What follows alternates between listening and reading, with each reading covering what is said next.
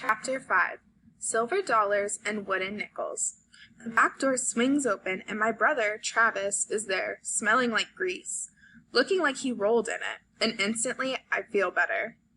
How's my favorite little sister? I'm your only little sister. Doesn't matter. You'd still be my favorite, he smiles. So, your favorite big brother had a silver dollar day today. I think of Grandpa and Dad, who always asked us if we were having a silver dollar day or a wooden nickel one.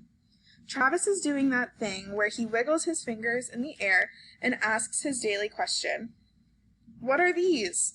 He looks older, more like my dad, who's been deployed since just before Thanksgiving last year. It was hard to feel thankful after he'd gone, especially since Grandpa had died 3 months before that.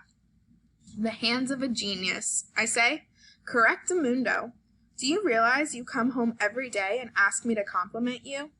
Not really, he says, opening the fridge. Just asking you to state the facts. You are unbelievable. Exactly, he says, pointing at me. Guess what? I finished restoring an old Coke machine today. Thing is like 70 years old. He pops open a soda. Those things are worth a bundle fixed up. Then he holds up the can. Look at this. Disappointing compared to those old green bottles. Travis must be happy. The happier he is, the more he goes on about things. And, he says, I picked up an old gumball machine. The kind that takes pennies. I'll sell it for 10 times what I paid for it. His voice drops and he takes a sip. I'll have to throw some money and elbow grease at it first, though. He comes over, like he's going to mess up my hair, but I block his dirty hands. No way, I laugh. Don't touch me. Aw, come on, Al. I've had a great day. And guess what? I almost have enough to buy those rolling tool cabinets. And someday, my big neon sign. He sweeps his hand through the air like he's showing me a row of mountains. Nickerson Restoration. My own place. My name. Our name is going to be in lights someday, Al. But then his voice deflates. I just have to get out of high school. We're like oil and water, school and me. I wish Mom would let me quit. She would kill you. Yeah, so would Dad.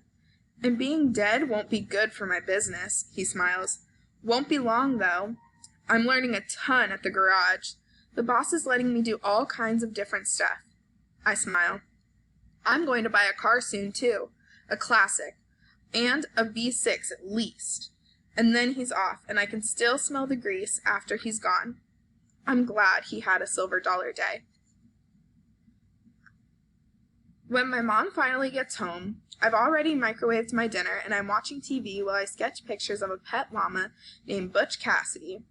With a name like that, I give him a cowboy hat, a bandana, and a holster. But in the holster, he carries an ear of corn. When my mom comes in from work, she turns off the TV, and I can feel it coming. So, she begins, when are we going to really talk about today? On my 95th birthday? Funny one. She shifts her weight. I'm trying to be patient, honey. I really am. But today was a party. How could you get into trouble at a party? I don't have to do anything. They all hate me, I blurt out. I doubt that. But can't you see why they'd be tired of your behavior? These shocking things you do and say to get laughs? She doesn't get it.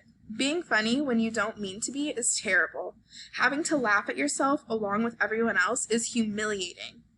Oh, Allie, you're too smart for this. School is too important to joke about. I don't want you working long hours on your feet for a bunch of tips like me. I want more for you. And you're so smart, good at math. A gifted artist. Don't you think it's time to stop clowning around? I'm not that smart. You say that, but I'm not. Now, we know this isn't true. You could stand to work a little harder, though. I'm so tired of this conversation.